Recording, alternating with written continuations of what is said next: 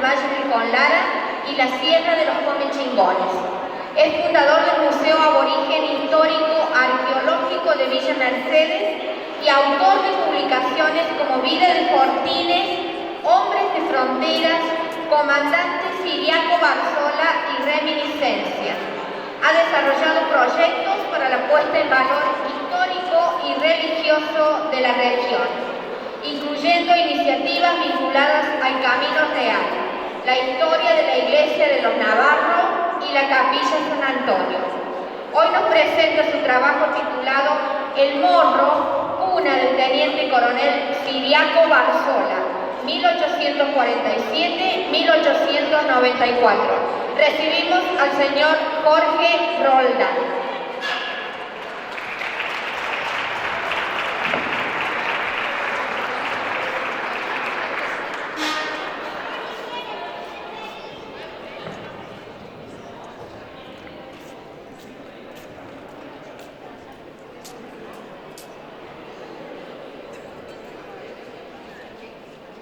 Buenas tardes a todos, gracias por estar presentes. Ante todo le voy a hacer una entrega a Francisco que corresponde a las publicaciones y un proyecto del Camino Real, desde Achira hasta el Paso Las Carretas, y copias de los originales del Teniente Coronel Ciriaco Barzola.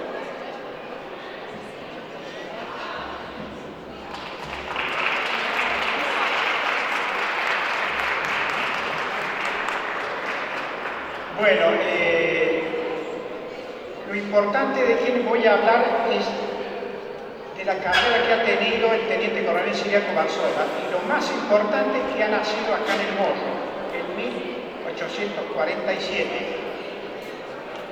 Es de familia militares, su abuelo fue soldado en el Morro en 1810, su padre fue soldado, sargento en 1828, ambos estuvieron en la campaña Desierto en 1833, en varias batallas internas acá.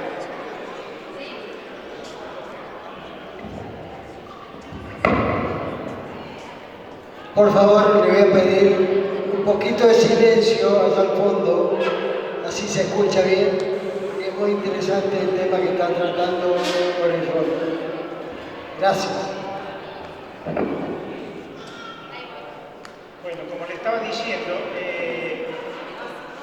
ambos, tanto padre como abuelo, estuvieron 30 años también en las campañas desiertas, cuidando la frontera. En 1856, cuando se funda Mercedes, la Corte Constitucional, la familia Barzola se va hacia esa fundación porque eran soldados y van con el coronel Licea. Este señor Ciriaco Barzola era un chico de 10 años en ese momento, pero en 1863, con 16 años, se incorpora al ejército argentino, donde el documento como alférez que se le da está firmado por el general Bartolomé Mitre como presidente de la nación. Ahí comienza la verdadera carrera militar de este joven soldado. El primer año es recorrer los fortines como alférez. Desde el 3 de febrero, Sarmiento, Corte Constitucional, Fraga, Atueli, varios Romero, hasta el Cerro Varela. En 1864 se encuentra defendiendo la población de Fuerte Constitucional cuando es atacado por un gran malón de unos 800 indios que estaba dirigido por el renegado Puebla. Cuando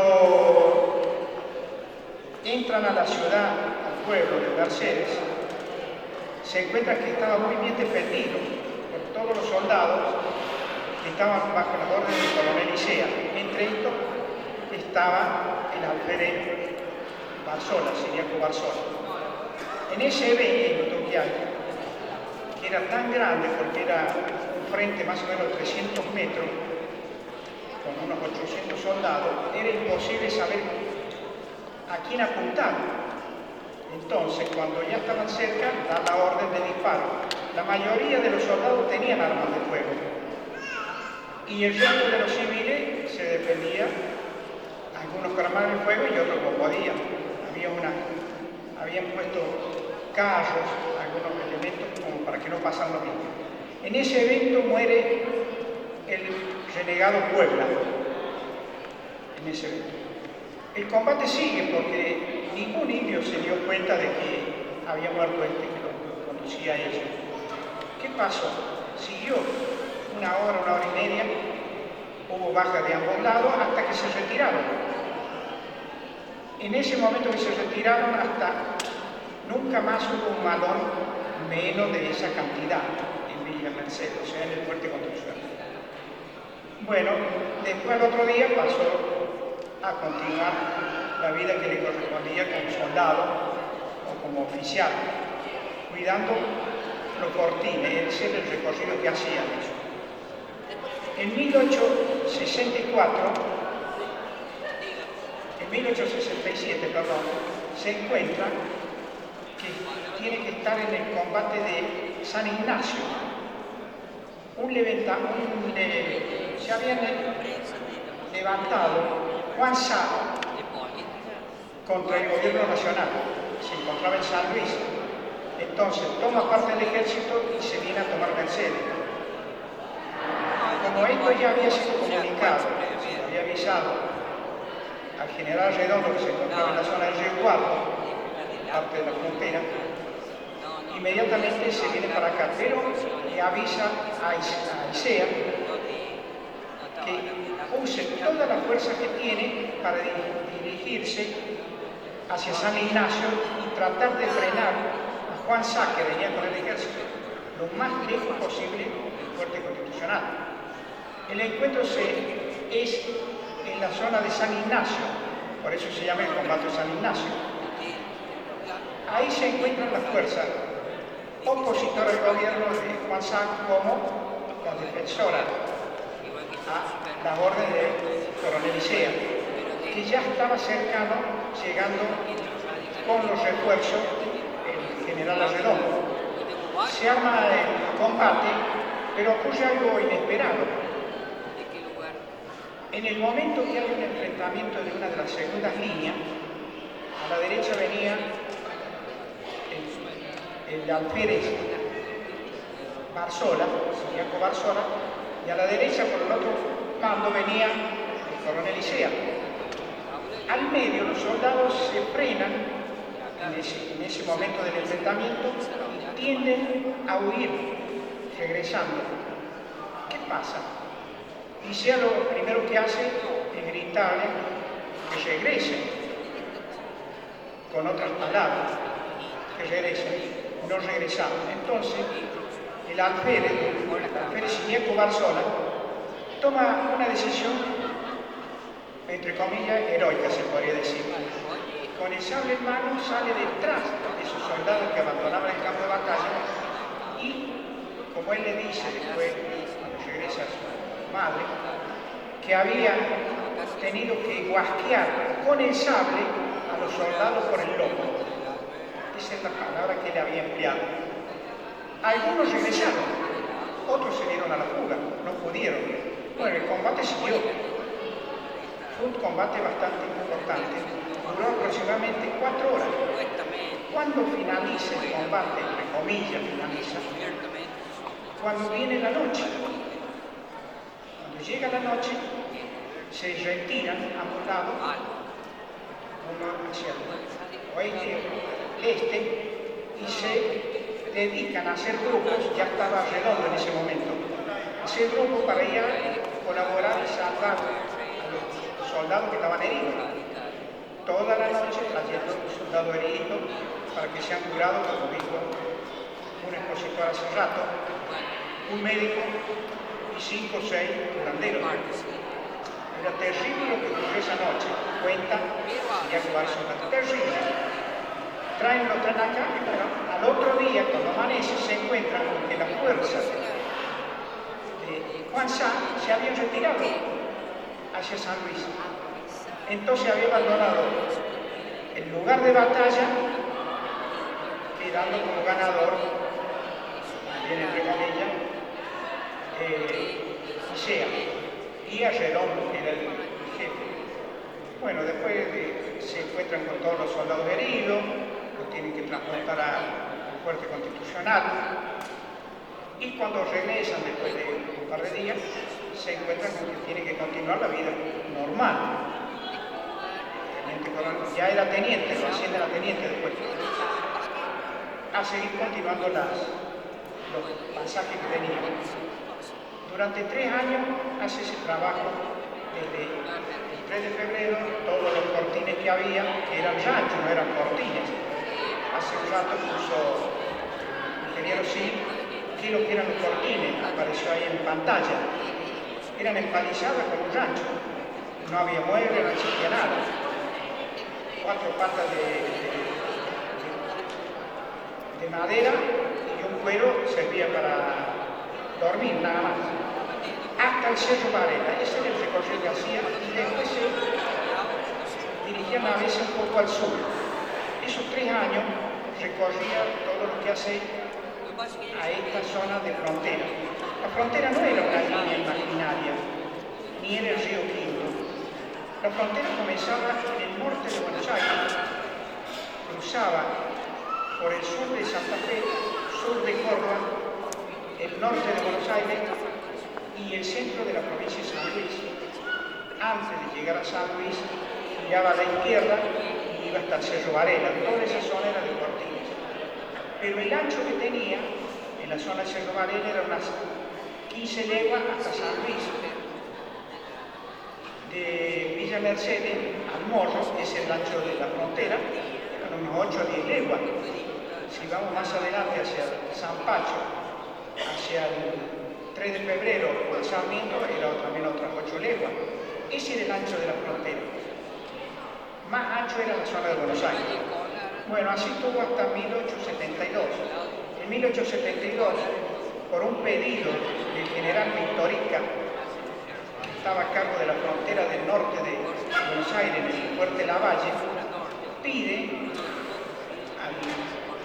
al responsable de Río Cuarto, que estaba el otro encargado de la frontera, entre comillas, que le mande gente responsable con personas con capacidad y conocimiento del desierto, de los rastrillados,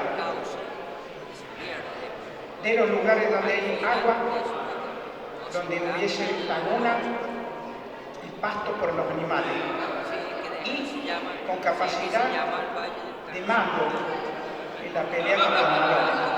¿Qué hacen? Cuando se entera que le avisan al coronel Isea, toma la decisión de mandarlo a Siriaco Barzola, que ya era teniente, y lo envía él en 1872 al fuerte Lavalle. Se van hasta allá, pensemos que esto se hacía todo a caballo.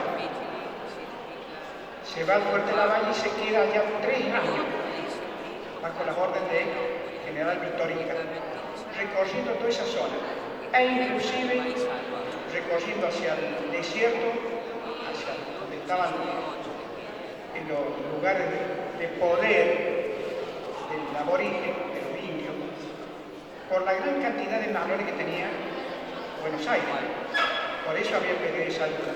Bueno, ahí se queda 3 años haciendo su recorrido, regresa en el año 1875, nuevamente su terruño, a la ciudad de al fuerte constitucional, ya Villa Mercedes. Ahí, en 1879, ustedes saben que un par de años antes comenzaban a formarse cómo iba a ser la campaña al desierto. Como había dicho el general Roca como jefe de frontera, que estaba en Río Cuarto, ya vamos a ser nosotros los que visitemos a los indios, no ellos a nosotros. Empezaron a formarse la campaña al desierto. En 1879, bajo la orden del general Rudecindo Roca, parten hacia el sur con esa campaña. Es una campaña bastante interesante, poco fuerte, se puede decir, por lo que ocurre, porque hubo que pelear varias veces con los indios y rescatar muchas mujeres que estaban cautivas. Muchas. Algunas que habían nacido cautivas. Tengo un relato sobre una cautiva, doña Anastasia Ortiz, que nació en cautiverio ahí. Su madre la había llevado cautiva de la zona de Renca en 1858. Bueno, yo tengo la foto original de ella en el museo y conocí a su bisnieto, esa señora Anastasia. Bueno, cuando termina la campaña en desierto, regresan de nuevo y es ascendido a capitán, teniente coronel si acaso. Ahí es ascendido con un premio de una medalla al mérito por el comportamiento en el total de la campaña de desierto y por haber hecho la totalidad de la campaña de desierto hasta que se terminó. Pasa un par de años y nuevamente se encuentra que lo envían a la zona de frontera de Córdoba. Ahí está un año, es ascendido por el general Viejo Buena a mayor del ejército y puesto en la plana mayor del ejército como conductor. Ahí se queda hasta 1885.